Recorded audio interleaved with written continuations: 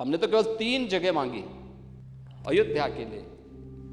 और देखिए, अयोध्या का उत्सव लोगों ने देखा तो नंदी बाबा ने भी कहा, भाई हम काहे इंतजार करें।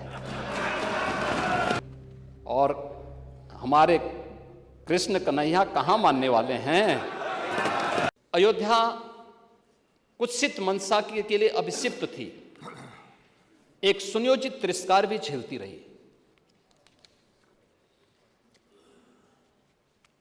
लोक आस्था और जनभावनाओं के साथ ऐसा खिलवाड़ संभवतः दूसरी जगह देखने को नहीं मिला होगा। अयोध्या के साथ अन्याय हुआ, यही तो हुआ था अयोध्या के साथ, और यही हुआ काशी के साथ, और यही हुआ था मथुरा के साथ भी। हमने यही तो कहा, उस समय 5 गांव मांगे थे। भाई भगवान कृष्ण ने तो पहले कहा, जब वो समझौता कराने के लिए गए थे, महाभारत का युद्ध टालने के लिए गए थे, कि भी देना हो तो आधा दो, लेकिन इसमें भी यदि बाधा है तो दे दो केवल 5 ग्राम।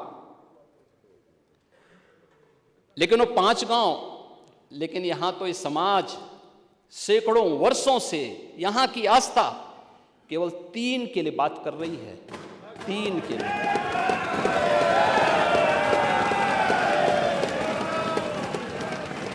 वो 3 के लिए भी इसलिए वे विशिष्ट स्थल हैं,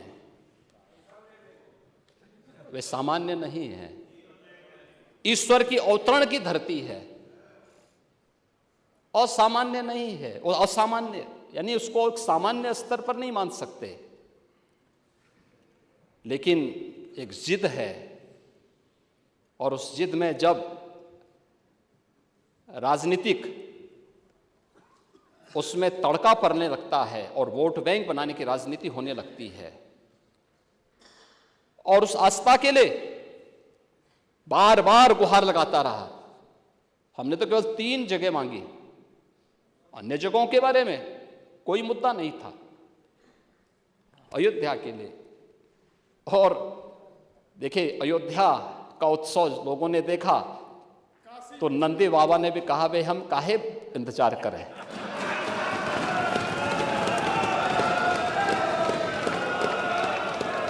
उन्होंने भी इंतजार किए बगैर रात्रि में बैरिकेड तोड़वा डाले। और हमारे कृष्ण कन्हैया कहाँ मानने वाले हैं। मैं एक बात जरूर कहना चाहूँगा, राज्यपाल जी ने अपनी भाषण में एक बात जरूर कही, और वह कही थी कि राम राज्य की अवधारणा को आज साकार होते हुए हम देख रहे हैं। और मैं फिर कहना चाहता हूँ, यह देश राम राज्य के अवधारणा को ही स्वीकार करेगा, समाजवाद को कभी स्वीकार नहीं करेगा।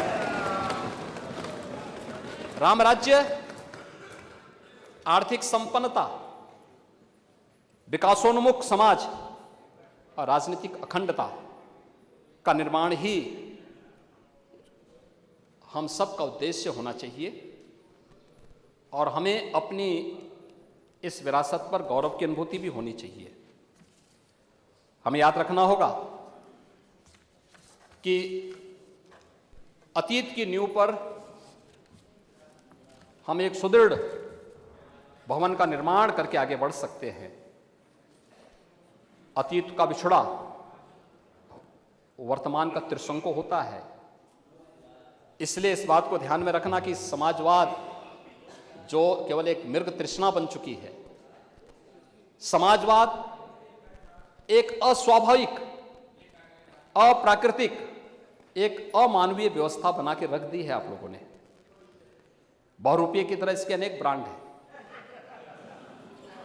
मैं फिर कहना चाहता हूं, प्रजातांत्रिक समाजवाद के रूप में भी आप लोगों ने इसको देखा है, लोकतांत्रिक समाजवाद के रूप में भी आपने इसको बोला है, चच्चों का प्रगतिशील समाजवाद भी सब लोग देख रहे हैं, आर्थिक समाजवाद भी लोगों ने देखा है, और प्रदेश ने पारिवारिक समाजवाद को भी झेला है।